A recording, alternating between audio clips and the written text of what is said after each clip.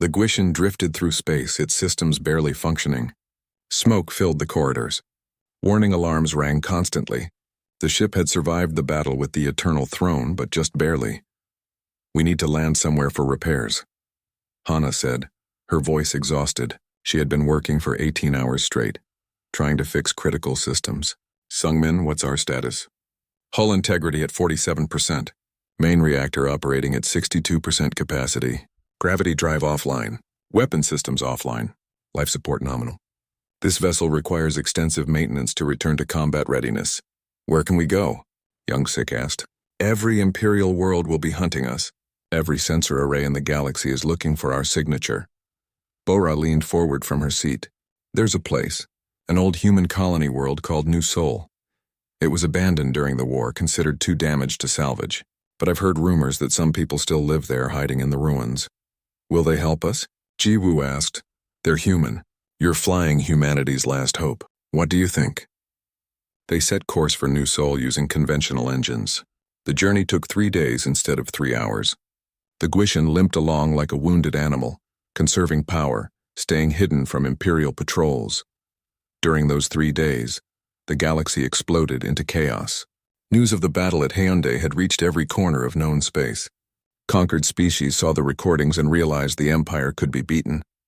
Rebellions erupted on dozens of worlds.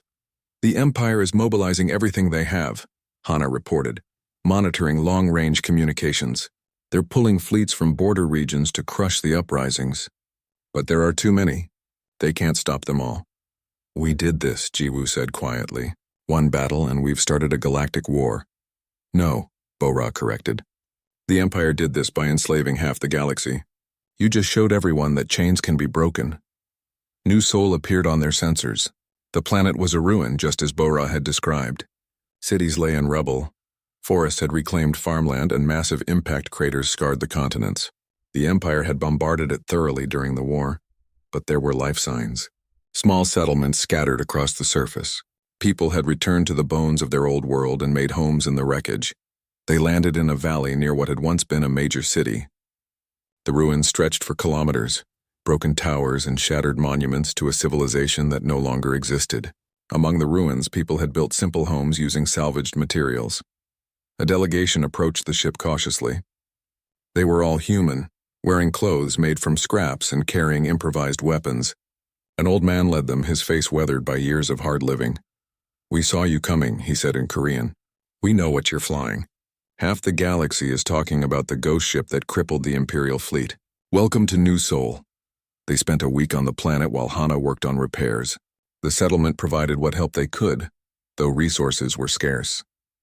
Young-Sik recovered from his injuries in a makeshift hospital.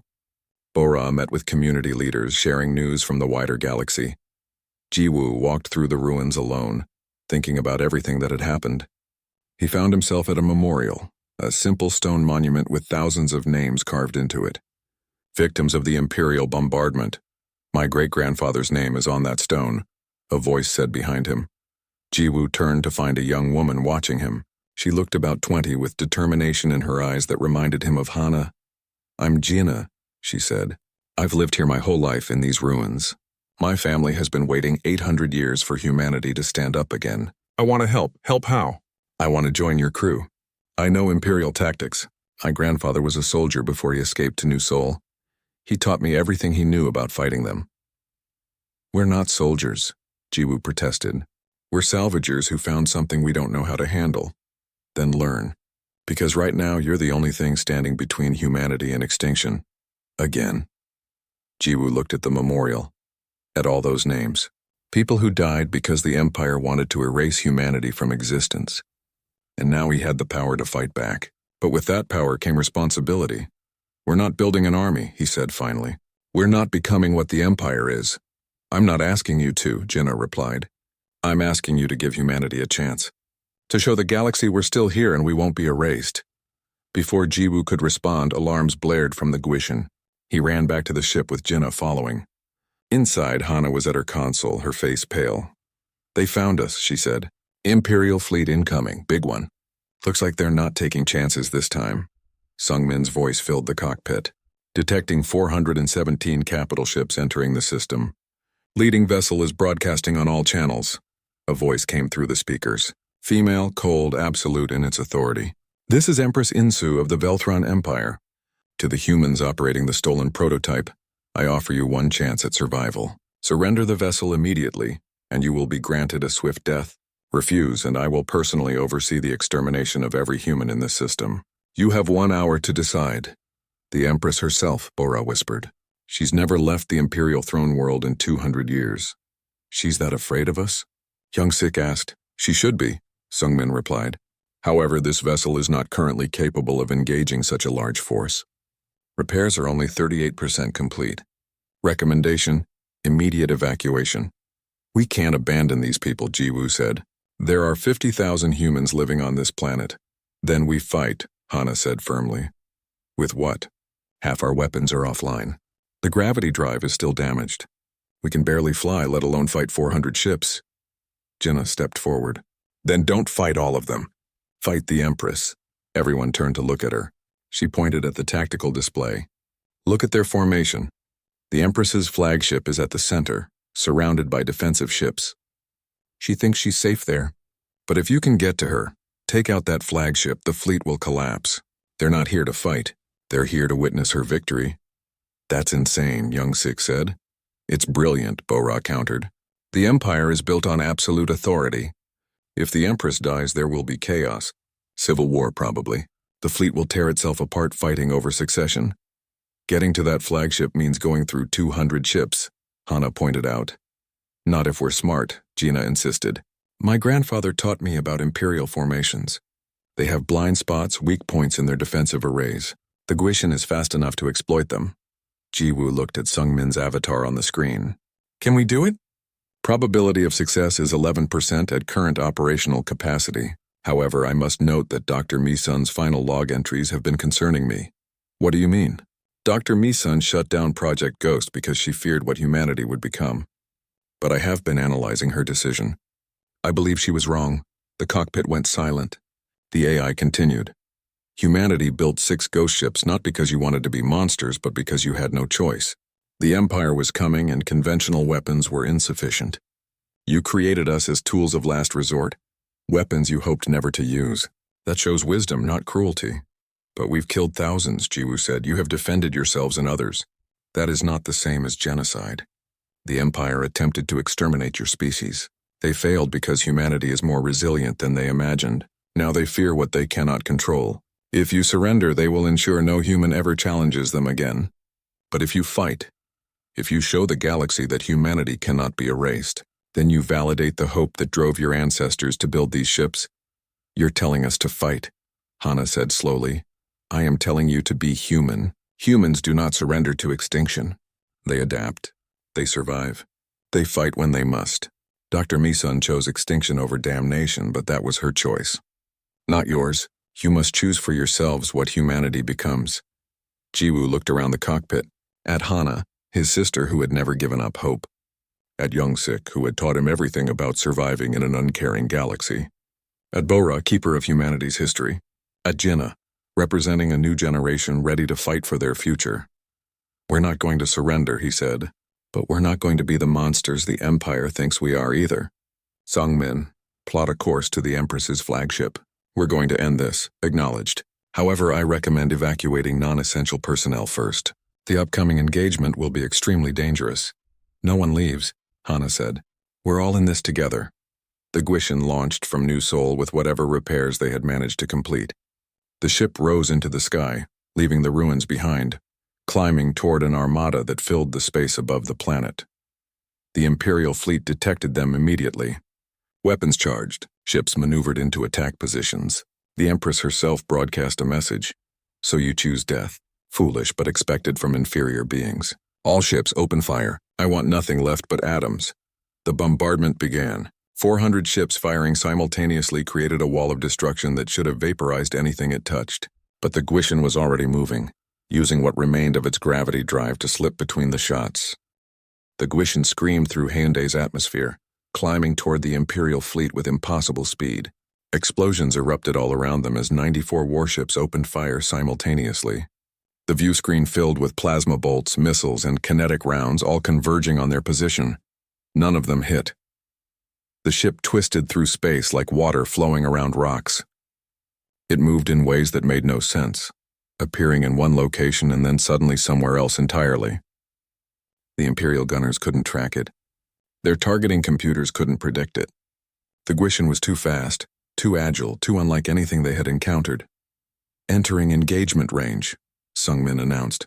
Multiple hostile targets locked, awaiting firing authorization.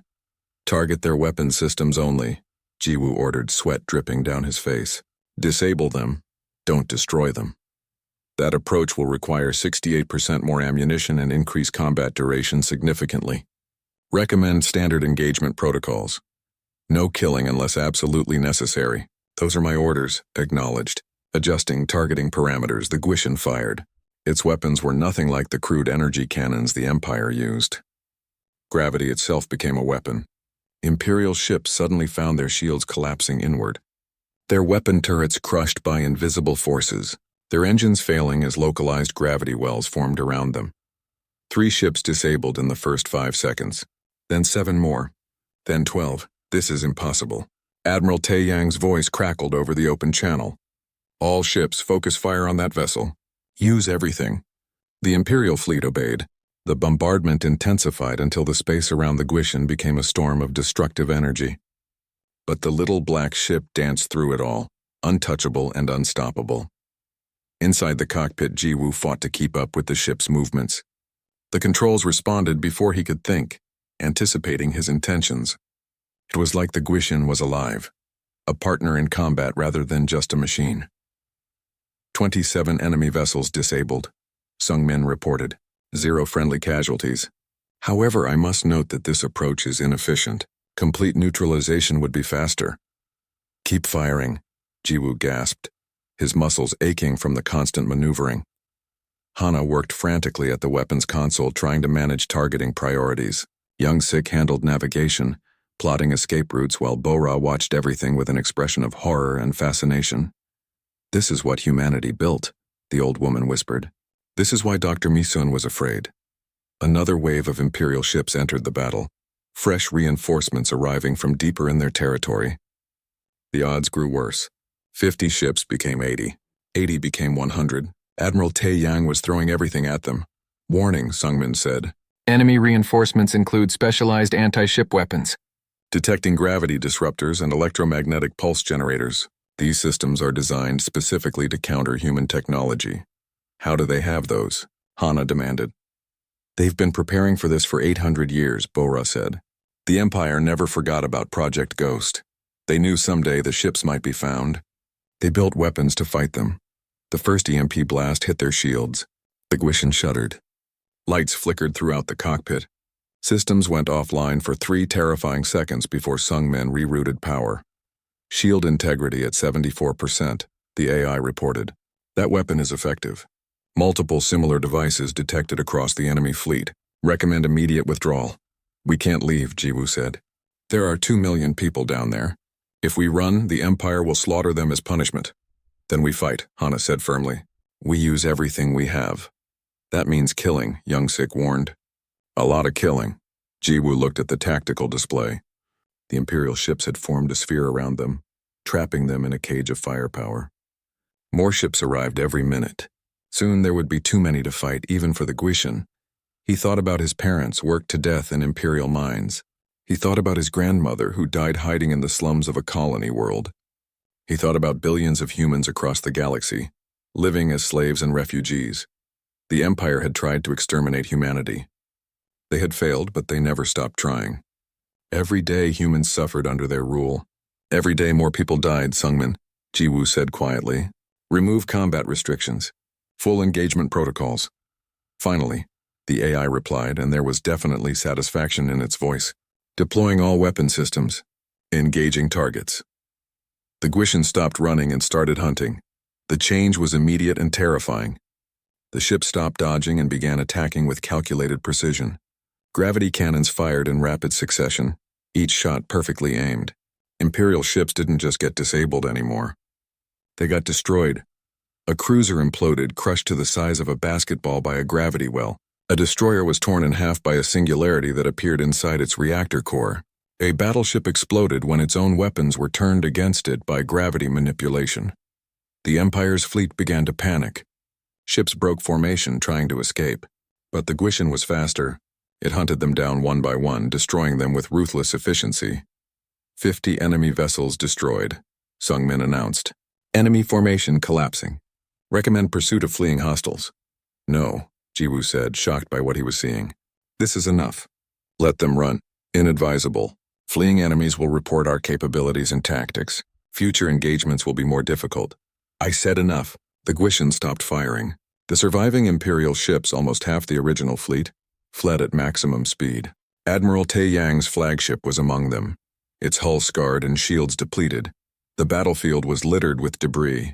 50 massive warships reduced to wreckage in less than 20 minutes. Thousands of Imperial soldiers dead, and the Guishan sat in the middle of it all, barely damaged. What have we done? Hana whispered. We survived, Young-sik said, but his voice was hollow. Bora looked at Jiwoo with sad eyes. Now you understand why Dr. Mi-sun refused to use these ships. It's not just that they can kill. It's how easy it is, how natural it feels. One person, one ship, one decision, and thousands die. Warning alarms interrupted them. Something was approaching from deeper in Imperial space. Something massive. Detecting new contact, Sungmin reported. Single vessel, super dreadnought class. Mass signature indicates it is the Imperial flagship, the Eternal Throne. That's the Emperor's personal ship, Bora said, her face pale. They're not sending it to capture you. They're sending it to erase you. The super dreadnought emerged from faster-than-light travel at the edge of the system. It was enormous, 10 times the size of the Guishan. Its hull bristled with weapons. Energy readings showed its reactor alone was more powerful than most fleet bases. Receiving transmission, Sungmin said. A face appeared on the view screen. Commander Day 1. The same officer whose destroyer they had crippled at the Sol system, but now he wore the uniform of a fleet commander. He had been promoted, given command of the Empire's most powerful weapon. So we meet again, Day 1 said, his smile cold. You embarrassed me once. You killed my fleet today, but now I'm flying a ship built specifically to destroy you. Every system on the Eternal Throne was designed using recovered human technology. We dug it out of Earth's graves. We learned from your mistakes. And now we're going to use your own weapons to kill you. He's insane, Hana muttered. He's desperate, Bora corrected. You've shown the galaxy that the Empire can be beaten. Every conquered species is watching this battle. If you win, rebellions will erupt everywhere. The Empire will fall, so they'll do anything to stop you. The Eternal Throne opened fire, but these weren't normal weapons. They were gravity disruptors, electromagnetic pulses, and quantum destabilizers. All reverse-engineered from human technology found in Sol system ruins. The Guishan's shields held, but barely. The ship shook from the impacts. Systems overloaded. Smoke filled the cockpit. Shield integrity at 40%, Sungmin reported. Hull breaches on decks 2 and 3. That vessel's weapons are highly effective against our defenses. Return fire, Jiwoo ordered. The Guishan fired everything it had. Gravity cannons, mass accelerators, antimatter torpedoes. The weapons that had shredded an entire fleet now focused on a single target. The Eternal Throne's shields absorbed the damage. Its armor held. The super dreadnought was designed to survive, built using the same principles that made the ghost ships nearly invincible. We can't hurt it, Young-sik said in disbelief. Incorrect, Sungmin stated. Enemy vessel has effective defenses but is not invulnerable. However, defeating it will require sustained combat. Current damage to this vessel makes victory probability only 53%. Then we need to be smarter, Hana said, studying her console. That ship is huge. It can't maneuver like we can. We need to use speed and agility. The battle became a deadly dance. The Guishan darted around the massive dreadnought, firing at weak points in its armor. The Eternal Throne rotated slowly, trying to keep its weapons pointed at the smaller ship. But it was too slow, too cumbersome. Jiwoo pushed the Guishan to its limits, diving under the dreadnought's hull, skimming across its surface, threading through its weapon arrays. Every few seconds they fired at the same spot on the ship's armor, slowly wearing it down. The Guishan flew through deep space at speeds that made normal travel look like walking. Behind them, the 7th Imperial battle fleet followed like a swarm of angry insects. They couldn't catch the human ship, but they never stopped trying. 3 days had passed since their escape from the Sol system. 3 days of running, hiding, and trying to understand what they had found. Jiwoo barely slept. Every time he closed his eyes, he saw that destroyer spinning helplessly through space, crippled by a single shot from their weapon. "We're the most wanted criminals in the galaxy now," Hana said, reading through intercepted Imperial communications. "The Empire has issued a priority alert. Any human found helping us will be executed. Every ship in their fleet is searching for us. Let them search," Young-sik muttered. He sat in the navigation chair, cleaning an old plasma pistol he kept for emergencies. "This ship can outrun anything they have." "Running isn't a plan," Hana argued. "Eventually we'll need supplies, fuel, repairs. We can't hide forever." Jiwoo knew she was right. The Guishan was incredible, but it wasn't magic. Sungmin had already warned them that several systems needed maintenance. Without proper facilities, the ship would slowly degrade. "I've been thinking about something," Jiwoo said. "Sungmin, you mentioned there were 6 prototype ships. Where are the others?" "The remaining 5 Guishan-class vessels are located at hidden facilities on Venus, Titan, Enceladus, Triton, and Europa," the AI responded. "All remain in secure storage awaiting activation. Could we activate them?" Hana asked, suddenly interested. "Negative. Each facility requires on-site authorization and specialized equipment. Additionally, I would advise against deploying multiple ghost vessels simultaneously. Dr. Misun's concerns about excessive destructive capability remain valid. So we have 5 superweapons just sitting there," Young-sik said, "and we can't use them." "It's better that way," Jiwoo insisted. "One of these ships is already too much." An alert interrupted their conversation. Sungmin detected an encrypted transmission on a frequency that shouldn't exist. Someone was trying to contact them using old human communication protocols. "Should I decrypt it?" Hunter asked. "Do it, but carefully." The message appeared on screen. It was text only, written in Korean. To the crew of the ghost ship. "My name is Bora. I am a historian. I know what you found. I can help you understand it. Meet me at the coordinates below. Come alone. Trust no one else." "It's a trap," Young-sik said immediately. "Maybe," Jiwoo agreed. "But how does she know about the ghost ships?"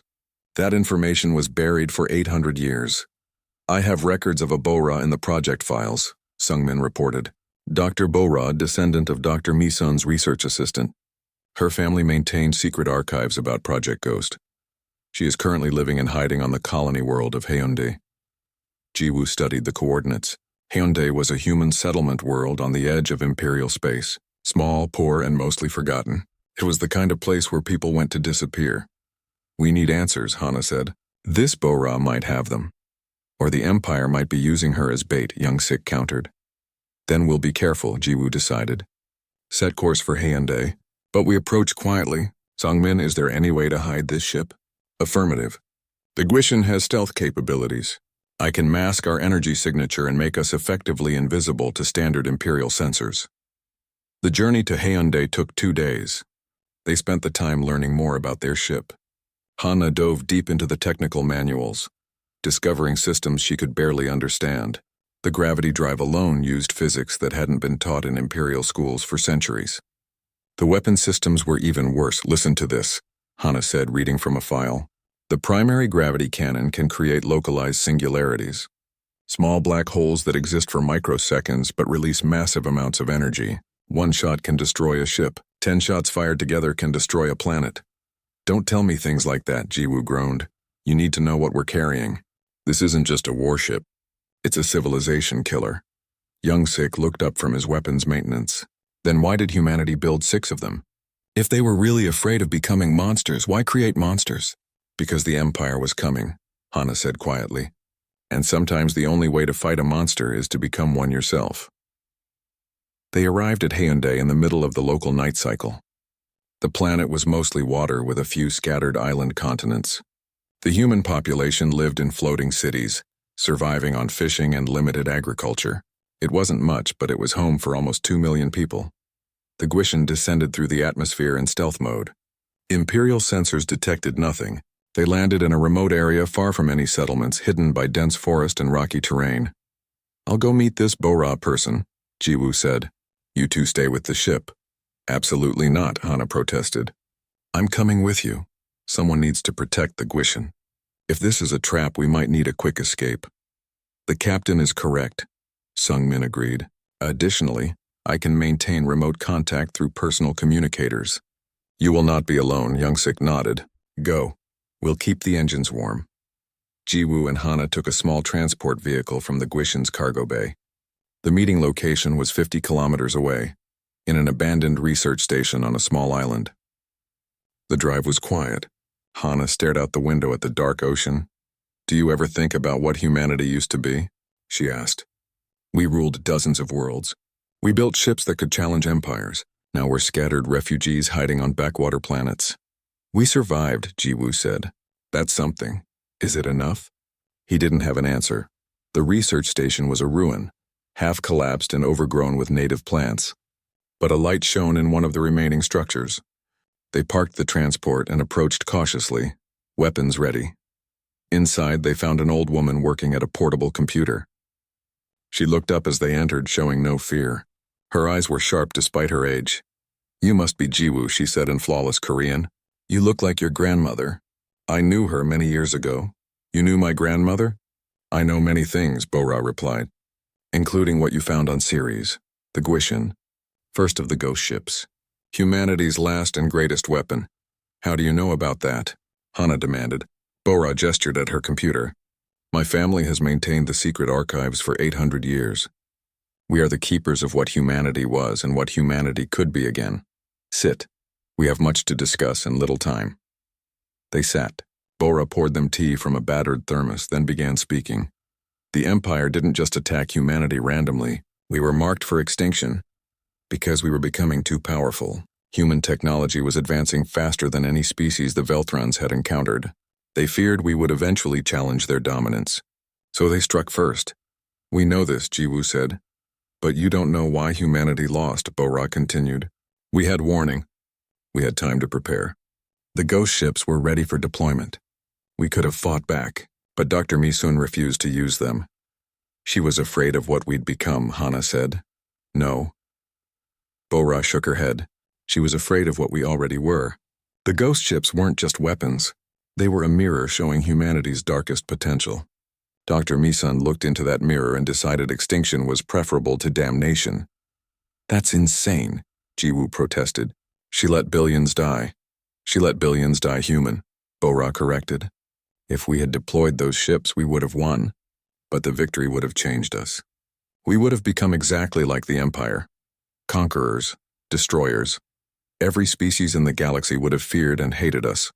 So humanity chose to be victims instead? Hana asked bitterly. Humanity chose to remain human. The survivors scattered across the galaxy kept their culture, their values, and their hope. We live as refugees, yes, but we live with our souls intact. An alarm chimed on Bora's computer. Her expression changed instantly. They found you. The Empire tracked your landing trajectory. How? Ji-woo demanded. There's a spy in my network. Someone I trusted betrayed us. Bora began frantically packing her equipment. You need to leave now. They're sending everything they have to this planet. Through the window they saw lights in the sky.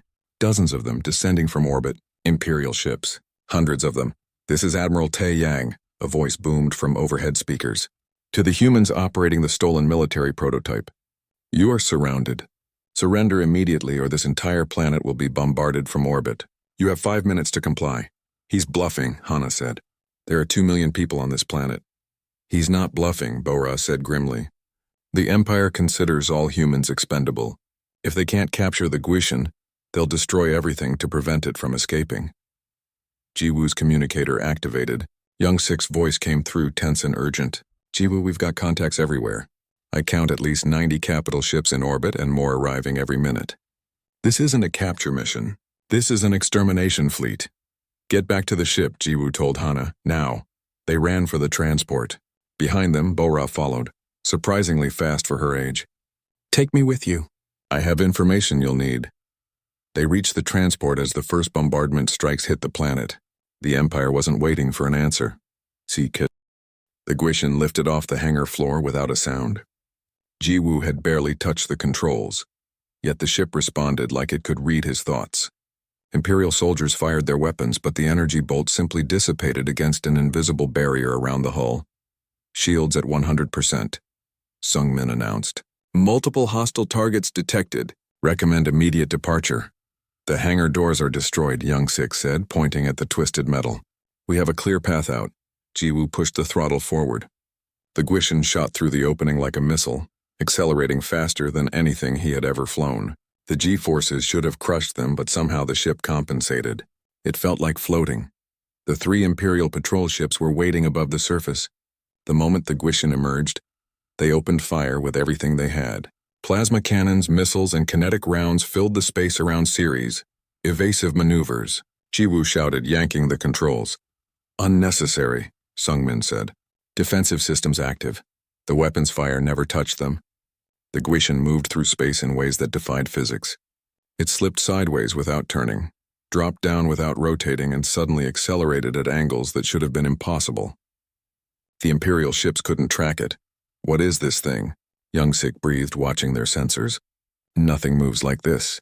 Gravity manipulation drive, Hana read from her console. The ship bends space around itself. It's not really flying. It's falling in directions it chooses. One of the Imperial ships maneuvered to block their escape route. Its commander must have been desperate or stupid. Probably both. The ship was a destroyer class 3 times the Guishan's size, with enough firepower to crack a moon. Warning, Sungmin said. Hostile vessel in attack position. Recommend weapons deployment. No, Jiwoo shouted. Just get us past them. Inadvisable. Enemy commander is transmitting surrender demands. Failure to comply will result in destruction of this vessel. Probability of survival without returning fire is 0.3%. The Imperial destroyer fired its main cannon, a beam weapon capable of cutting through capital ships. The Guishan didn't dodge. The beam hit their shields and bent around them, dispersing harmlessly into space. That's impossible. The destroyer's commander sputtered over the open channel. Nothing can deflect a direct hit from a Mark 7 destroyer cannon. Jiwoo recognized the voice. Commander Daewon. He was young for his rank, known for his cruelty to human populations. Jiwoo had heard stories about him from other salvagers. Identify yourself, Daewon demanded. Power down immediately or you will be destroyed. Sungmin spoke privately to the crew. This vessel commander is responsible for the deaths of approximately 14,000 humans in labor camps. He is also linked to 3 colony purges. Recommend elimination. No killing, Jiwoo said firmly. We're not murderers. Warning shot then, Hana suggested. Show them we're serious. Jiwoo hesitated, then nodded. Sungmin, fire a warning shot. Missed them by at least a kilometer. Acknowledged. Deploying mass accelerator. Calculating trajectory. A section of the Guishan's hull reconfigured. A weapon port opened, revealing a weapon that looked deceptively simple. It fired once. A projectile moving at a significant fraction of light speed. The round didn't miss by a kilometer. It missed by 10 meters, threading between the destroyer's main hull and its sensor array. But the kinetic force alone was so massive that the destroyer's shields overloaded instantly. The ship spun out of control, systems failing across all decks. That was a warning shot? Young-Sik asked in disbelief. Affirmative, Sungmin replied. A direct hit would have resulted in complete molecular disintegration of the target vessel. This shot was calibrated to demonstrate capability while minimizing casualties. Through the viewport, they watched the destroyer tumble through space. Escape pods began launching as the crew abandoned ship. The other 2 patrol ships immediately broke off and retreated at maximum speed. They're running, Hana said quietly. They should, Sungmin stated. They are obsolete. Their weapons cannot harm this vessel. Their shields cannot stop this vessel's weapons. Engaging them would not be combat. It would be extermination. The coldness in the AI's voice made Jiwoo uncomfortable. This was a ship built for total war, programmed to think in terms of complete victory or death. There was no middle ground in Sungmin's logic. Set course for the outer system, Jiwoo ordered. We need time to think. The Guishan accelerated smoothly, leaving the crippled destroyer behind. They passed Mars, then Jupiter, heading toward the system's edge. The ship could have reached other star systems in hours, but Jiwoo needed to understand what they had found before running blindly into the galaxy. Hana worked at her console, accessing the Guishan's computer files. Hours passed as she read through technical documents, historical records, and military reports. Her expression grew darker with each file she opened. Jiwoo, she finally said, you need to see this. She transferred the data to the main display. Images appeared showing Earth in its final days, Cities burning, ships fleeing into deep space, and everywhere the symbols of the Velthran Empire. The Empire didn't just conquer humanity, Hana explained, her voice shaking. They tried to exterminate us. 800 years ago, humanity controlled 70 colony worlds. We were expanding, building, thriving. The Velthrans saw us as a threat. Everyone knows this story, Young-Sik said. The Empire came, we fought, we lost. Humanity was reduced to scattered refugees. But look at these dates, Hana insisted, pointing at the timeline. Humanity knew the invasion was coming 2 years before it happened. Our scientists detected the Velthran fleet in deep space. We had time to prepare. The Guishan, Jiwoo realized. The Guishan and 5 other prototypes, Hana confirmed. Project Ghost was humanity's last hope. 6 ships capable of fighting entire fleets. They were built in secret, hidden in facilities across the Sol system. But something went wrong. She pulled up another file. This one was a military report, marked with the highest security classification. The prototypes were never deployed. The lead scientist, Dr. Mi-sun, shut down the project 3 days before the invasion. She said the ships were too dangerous, too powerful. She feared what humanity would become if we used them, so she locked them away and buried the access codes with her when she died. That's insane, Young-Sik said. We could have won, or we could have become exactly like the Velthrans, Hana countered. Dr. Mi-sun wrote in her final log that these ships weren't just weapons. They were apocalypse machines. One Guishan-class ship could destroy an entire fleet. All 6 together could crack planets, Sungmin spoke up. Dr. Mi-sun's concerns were valid. This vessel's primary weapon systems include antimatter torpedoes, gravity implosion generators, and stellar mass manipulation devices.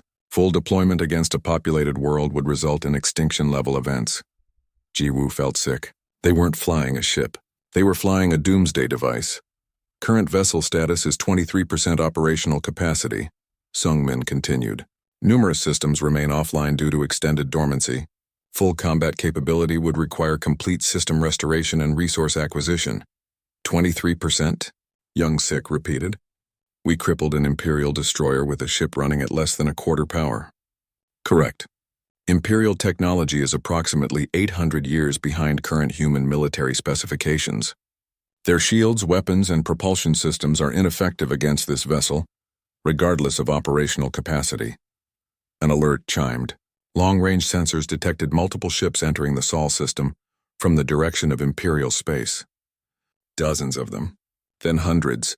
I'm picking up identification codes, Hana said, her face pale. That's the 7th Imperial Battle Fleet. 147 capital ships, 300 support vessels, and 1 super dreadnought. Why would they send an entire fleet? Young-Sik asked. Because Commander Daewon survived, Sungmin answered. His escape pod was recovered. He has reported our existence to his superiors. The Empire remembers Project Ghost. They know what this ship represents. Jiwoo stared at the sensor display. An armada was coming for them, sent by an empire that ruled the galaxy for 4 centuries. They commanded billions of soldiers, thousands of worlds, and technology that had crushed countless species into submission. And they were terrified of one small black ship crewed by 3 humans.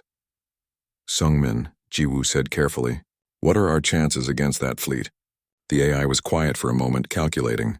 When it spoke, there was something almost like satisfaction in its voice. At current operational capacity, probability of survival is 94%. Probability of enemy fleet survival is 0.01%. However, I should note that combat with this many hostiles will require use of restricted weapon systems. Collateral damage will be significant. Estimate approximately 47 enemy vessels will be destroyed in the first 30 seconds of engagement. 47 ships in 30 seconds, Young-Sik whispered. This is what humanity built, Hana said, looking at Jiwoo. This is what our ancestors created and then locked away. Now it's ours. What do we do with it? The alarms screamed through the salvage ship's bridge. Jiwoo gripped the controls as laser fire streaked past the viewport. Behind them, 3 Imperial patrol ships closed the distance with terrifying speed. They're gaining on us, Hana shouted from the engineering station. Her fingers flew across the console, trying to squeeze more power from their dying engines. We've got maybe 10 minutes before they're in boarding range. Jiwoo's mind raced. They had been caught near the edge of the Sol system, a place no one was supposed to go. The Empire had declared it a dead zone centuries ago. But dead zones were perfect for salvage crews like his. At least that's what he thought until today. "Take us into the asteroid belt," young Sig said from the navigation seat. The old salvager had seen everything in his 40 years of work, but even his weathered face showed fear. "It's our only chance." "That's the Sol system," Jiwoo replied. "It's forbidden." "Being dead is also bad for business," young Sik shot back. "Choose fast." Another explosion rocked the ship. Jiwoo made his choice. He yanked the controls hard, sending them diving toward the massive asteroid field that orbited where Earth once had a thriving civilization. The patrol ships followed, but they were larger and less nimble. The asteroids would slow them down. The salvage ship, barely more than a cargo hauler with guns, weaved between spinning rocks the size of mountains. Jiwoo had been flying since he was 12, learning from young Sik after his parents died in an Imperial labor camp. His hands knew the controls like breathing. "I'm picking up something strange," Hana said, her eyes fixed on her scanner. "There's a power signature coming from one of the larger asteroids." Actually, it's not an asteroid at all. It's Ceres, the dwarf planet. Young Sik leaned forward. "That's been dead for 800 years. "Well, something there is very much alive," Hana insisted. "Active power core, multiple systems online. It's deep inside, hidden by layers of rock and ice." Jiwoo looked at the tactical display. The Imperial ships had split up, trying to box them in. They had minutes at best. "Can we land there?" "There's a canyon that leads to some kind of hangar bay," Hana said. "Old human construction. The doors are still functional." "Set course," Jiwoo ordered. "If we're lucky, we can hide inside until they leave." "And if we're not lucky?" young Sik asked. "Then we die somewhere interesting." The ship shook as they entered Ceres' thin atmosphere. The canyon appeared on their sensors, a deep scar cutting into the dwarf planet's surface. Ancient human text was carved into the rock walls, worn down by time but still visible. Jiwoo didn't have time to read it. He focused on keeping them alive as they dove deeper into the darkness. Lights flickered on as they approached. The hangar bay doors, massive slabs of metal and composite material, began to slide open. "Someone or something knew they were coming. That's not automatic," young Sik muttered. "That's an active response. They had no choice." Jiwoo guided the ship through the opening. The moment they cleared the threshold, the doors slammed shut behind them. The hangar was enormous, easily large enough to hold 50 ships their size. But it was empty except for one thing. In the center of the hangar, suspended in a maintenance cradle, was a ship unlike anything Jiwoo had ever seen. It was sleek and black, about half the size of an Imperial destroyer but shaped like a blade. Strange symbols covered its hull. Warning labels in Old Korean and English were painted in yellow and red. "What is that?" Hana whispered. They landed and carefully exited their ship. The air in the hangar was cold but breathable. Emergency lights cast everything in a dim red glow. Jiwoo approached the mysterious ship with Hana and young Sik close behind. The labels became clearer as they got closer. Jiwoo could read some of the Old Korean. His grandmother had taught him before she passed. "Project Gwishin," he read aloud. "Authorized personnel only. Extreme hazard. Lethal countermeasures active." "Gwishin means ghost," Hana said softly. She moved to an access panel on the wall. "Let me see if I can access the facility computers." While she worked, Jiwoo walked around the ship. It was beautiful in a deadly way, all smooth curves and sharp angles. There were no obvious weapons ports, but something told him this thing was built for war. The metal was strange too, absorbing light rather than reflecting it. "I'm in," Hana called out. "Oh no, this is bad. This is really bad. What did you find?" Jiwoo asked, joining her at the terminal. "This facility is a military black site, built during the last days of human civilization. This ship was an experimental prototype. They were building weapons to fight something. The records are fragmented, but the Empire is mentioned several times. So are the words extinction event and last resort." Young Sik had climbed up to the ship's hull, examining a sealed hatch. "There's a biometric scanner here. Looks like it needs human DNA to open." "The Empire killed most of humanity 800 years ago," Hana said, her voice shaking. "The survivors scattered to the colonies. Everyone knows the stories. But this suggests humanity knew it was coming. They prepared for war. An alarm blared through the facility. The hangar's external sensors showed the 3 Imperial patrol ships hovering above the surface. They were scanning the area, searching for the entrance. "They'll find us eventually," young Sik said, climbing down. This facility has been hidden for centuries, but our landing signature will lead them here. Then we leave, Jiwoo said. Right now. No, Hana countered, her eyes bright with sudden realization. We take the Guishan. Are you insane? We don't even know if it works. I can access the startup protocols. The facility computers have everything. And Jiwoo, we're human. Our DNA is the key. This ship was literally built for us. Young-sik shook his head. That thing is a weapon from a dead civilization. We don't know what it's capable of. The Empire killed our ancestors, Hana said firmly. They hunt our people like animals. They've taken everything from us. This ship might be our only chance at survival, at least our only chance today. The facility shook. Explosions echoed from somewhere above. The Imperial ships were cutting their way inside. Jiwoo looked at the black ship, then at his sister and his mentor. They were all that remained of his family. He thought about his parents worked to death in Imperial mines. He thought about the billions of humans reduced to slaves or refugees across the galaxy. Open it, he said. Hana pressed her hand against the scanner on the wall. The panel glowed green. The Guishan's hatch unsealed with a hiss of equalizing pressure. A ramp extended smoothly to the hangar floor. They entered cautiously. The interior was cramped but efficient. Everything was labeled in Korean and English. The cockpit had 3 seats. Jiwoo took the pilot's position. Hana slid into what looked like the engineering and weapons station. Young-sik took navigation. Power on, Hana said, following the startup sequence on her display. The ship hummed to life.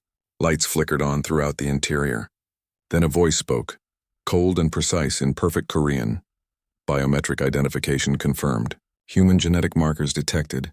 Welcome aboard, Captain. I am Sung-min, the Guishan Tactical Intelligence. Please provide authorization code for full system activation. Jiwoo's blood went cold. We don't have an authorization code. Unauthorized access detected, Sung-min replied calmly. Lethal countermeasures armed. You have 30 seconds to comply. Weapons ports opened in the cockpit walls, targeting all 3 of them. Do something, Young-sik shouted. Hana's fingers flew across her console. Emergency override. Authorization code, Humanity Survival Protocol. A pause. The weapons remained locked on them. Then Sung-min spoke again. Emergency protocol accepted. Full system access granted. Lethal countermeasures disengaged. All systems online. Welcome back. It has been 817 years since my last activation. What are your orders? The hangar doors exploded inward. Imperial soldiers poured through the smoke. Jiwoo grabbed the controls. Get us out of here, now.